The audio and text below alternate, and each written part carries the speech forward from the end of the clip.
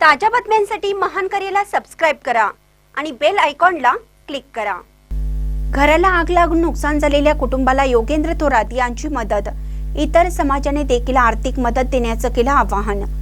मिरज शहरातील कृष्णघाट रोडवरील भीमनगर पारधी समाजाच्या वस्तीत 22 नोव्हेंबर रोजी अचानक लागलेल्या आगीत एक घर आणि घरातील संसार उपयोगी साहित्य जळून खाक झालं। अण्णा निवृत्ती चव्हाण हे कामानिमित्त सकाळी घराला कुलूप लावून बाहेर गेले असताना ही घटना घडली। महापालिकेच्या अग्निशमक दलाने तातडीनं घटनास्थळी धाव घेत आग नियंत्रणात आणली। मात्र तोपर्यंत चव्हाण यांच्या घरातील कपडे, भांडी, इलेक्ट्रॉनिक साहित्यासह इतर सर्व घरगुती वस्तू जळून खाक झाल्या होत्या। या अचानक लागलेल्या आगीत चव्हाण कुटुंब संकटात सापडले असून ते उघड्यावर आले आहे। आज 10 दिवस होऊन गेले तरी कोणतीही मदत मिळाली नसल्याने आज माजी नगरसेवक योगेंद्र थोरात यांनी पुढाकार घेऊन या कुटुंबाला 15,000ची आर्थिक मदत केली आहे। तर भांडी आणि संसार उपयोगी साहित्य देखील देणार असल्याचे योगेंद्र थोरात यांनी सांगितले। यावेळी योगेंद्र थोरात यांनी इतर समाजातील नागरिकांना देखील या कुटुंबाला आर्थिक मदत देण्याचं आवाहन केलं आहे।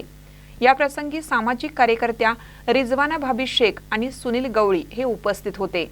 महानकट न्यूजसाठी आदी माने, मिरज। 22 मध्ये 22 नोव्हेंबरला एक अत्यंत वाईट घटना घडली की आमचे जे पारधी वसाहत आहे तिथं गोरगरीब लोक राहतात, पारधी समाजाचे लोक राहतात, त्यांचं संपूर्ण घरच जळायला आपण पाहत आहेत। त्यानंतर बरेच लोक आले, पंचनामा झाला, मात्र त्यांना म्हणावं तशी मदत काय मिळाली नव्हती। आमचे मित्र गवळी सर आहेत, भाभी आहेत, आम्ही ठरवलं की आज त्यांना त्यांचं घराचं सगळंच जळून गेलेत बऱ्यापैकी। त्यांना थोडे कपडे, थोडी भांडी आणि थोडी आर्थिक मदत अशी आज 15,000 रुपये त्यांना आपण कॅश दिलेले आहेत आणि भांडी आणि कपडे हे पण मदत आपण आता उद्या करत आहे। तर माझी मिरजकरांना विनंती आहे की आपल्याच भागात एक असे गोरगरीब समाज राहतोय, तर मिरजकरांनी सगळं हाताने त्यांना मदत करावी। आपण एकदा जेवायला जर हॉटेलला गेलो तर 2-2.5 हजार रुपये असेच जातात, मात्र इथं कुटुंब बघितलं तर ह्याचं काहीच राहिलेलं नाही।